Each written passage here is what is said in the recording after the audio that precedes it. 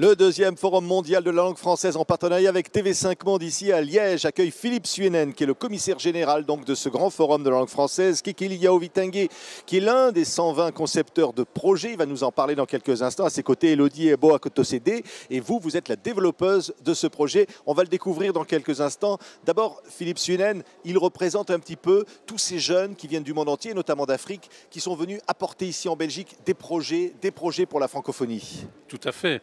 Et c'est la richesse de la francophonie, c'est d'avoir cette diversité et de dépasser le stade de la contemplation de la langue pour être dans le stade actif. Faire des choses en français, développer des activités en français, c'est aussi développer le français. Mais ça sert à quoi finalement le français quand on veut simplement être entreprenant, quand on veut créer un projet? Mais ça sert à communiquer avec d'autres. Et un projet isolé, c'est pas un projet parce qu'il n'arrivera pas à terme. Donc il faut des partenariats, il faut un marché. Il faut des complémentarités et le français présente cette opportunité d'avoir un marché déjà de 280 millions de locuteurs francophones et le fait que quand on fait des affaires dans sa propre langue, on en fait 65% en plus que lorsqu'on les fait dans une langue différente. Donc il y a vraiment une valeur ajoutée du français et l'objectif de Liège ici, c'est de dire la langue c'est super, mais la langue elle sert également à se développer et il y a là une sorte d'interaction entre le Nord et le Sud aussi. On a tous à partager. Et nous, on a à apprendre de l'Afrique parce que l'Afrique est émergente. Oui. Et là, on est dans ce qu'on appellerait une cité de l'innovation, dans ce lieu de la cité Miroir ici à Liège. Alors, vous avez reçu combien de projets? Combien il y avait de candidats pour venir ici présenter ces projets? Mais il y avait 2000 et des projets. Et nous avons, pour des raisons financières, je dirais, réduit à 400 personnes pour la prise en charge, parce qu'on n'avait pas les moyens financiers d'accueillir les 2200 aidés.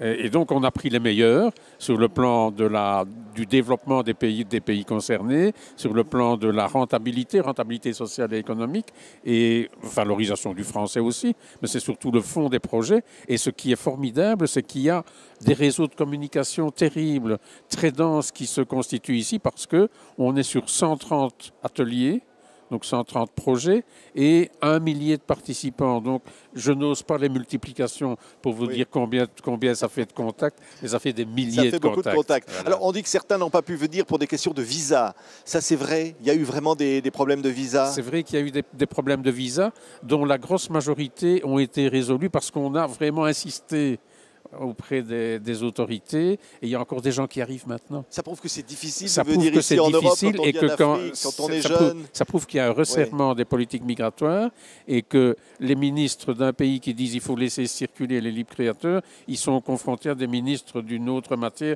qui disent qu'il faut fermer les frontières. Mais là, il faut, vous le dites vous, Philippe Suenen, vous dites quoi? Il faut ouvrir les frontières aux jeunes créateurs, à ceux qui ont des idées, qui viennent d'Afrique. Évidemment. Et il faut, lorsqu'on organise des événements comme ceci, avoir une sorte de label de libre circulation parce que c'est aussi valable pour le monde entier de se renforcer en circulant parce qu'on apprend, parce qu'on noue des partenariats et parce qu'on développe son activité. Donc c'est fondamental. Et je peux vous dire que sur 130 ateliers, il n'y en a jusqu'à présent que 6 qui ne peuvent pas se tenir pour des raisons de non-octroi de visa. Alors, Imagotext, voici donc l'un de ces 120 projets sélectionnés. Bonjour Kekeli Yaovitangué. Bonjour. Vous êtes donc le concepteur de ce projet. Alors, vous êtes donc togolais et vous avez eu l'idée de faire un logiciel présenté sur des ordinateurs pour les gens en Afrique qui ne parlent pas le français, un système avec des images. Oui, effectivement, Imagotext, c'est une plateforme web générateur d'images au départ de texte. L'idée, c'est de faciliter la transition de nos langues locales vers le français en appuyant l'apprentissage par des images. Donc, les enfants vont plutôt apprendre le français grâce aux images qu'on va développer avec notre application web. Oui, voilà. À vos côtés, donc, Elodie Ebo Akotosede. Vous venez donc du Bénin. Ça ferait vraiment le Bénin et le Togo réunis. Vous êtes la développeuse donc, de ce projet et vous y croyez. Et c'est pour ça que vous êtes ici à Liège. Oui, je suis la développeur. J'assure le côté technique de Imagotext. Ma tâche, c'est de mettre en place une base de données, d'images et aussi aller en partenariat avec les banques d'images et avoir une base de données, qui va nous permettre faciliter l'apprentissage de la langue française par des images. Je disais, c'est important. C'est-à-dire que là, vous vous dites, ça y est, ce projet, on l'a rêvé, on l'a pensé, et là, on est en Belgique là, pour le présenter, pour le défendre. C'est formidable aussi ce qui arrive. Si. Actuellement, on a un prototype qui n'est pas encore terminé. Donc, on est ici pour pouvoir avoir des partenariats pour pouvoir amener le projet très loin, côté technique, développement et aussi côté sur le plan de la communication. Oui, voilà, hein, Philippe Suinen, vous dites ça c'est un vrai projet. Voilà. Hein, c'est un vrai projet qui ici est comme sur une rampe de lancement, parce qu'ils ont eu des contacts et il y aura des contacts dans le suivi aussi.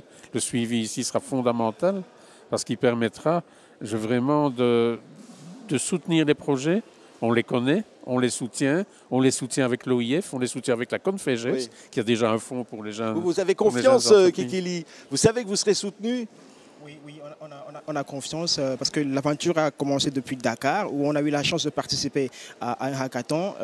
L'idée a germé là-bas et on poursuit l'idée ici à Liège. Donc c'est une continuité. On a confiance qu'à l'issue de ce forum, on trouvera des partenaires, on trouvera certainement des gens pour nous accompagner sur ce projet pour faciliter l'apprentissage du français. C'est ce qu'on appelle la francophonie active. Hein. Quand on dit le thème du forum, c'est réactivez-vous. Se réactiver, c'est vraiment ça. Et c'est un mouvement de longue haleine aussi. Et c'est ça l'esprit du forum. C'est toute une série de produits qui ne sont pas habituels dans la francophonie classique. L'hackathon dont il a parlé, il y en a un qui se fait ici dans le cadre du forum. Et il y aura des applications mobiles dans l'audiovisuel qui en sortiront. Francolia, c'est des rencontres d'entreprises. C'est vraiment des entreprises qui font, comme on le dit en français, du speed dating, des rencontres rapides, et qui également vont faire des choses après ensuite. Le fait qu'il y ait eu l'accélérateur de développement auquel il a participé... C'est-à-dire que pendant quelques jours avant, il a été vraiment initié, le projet a été lancé, c'est comme une rampe de lancement. Tous les projets, voilà, le projet a été examiné.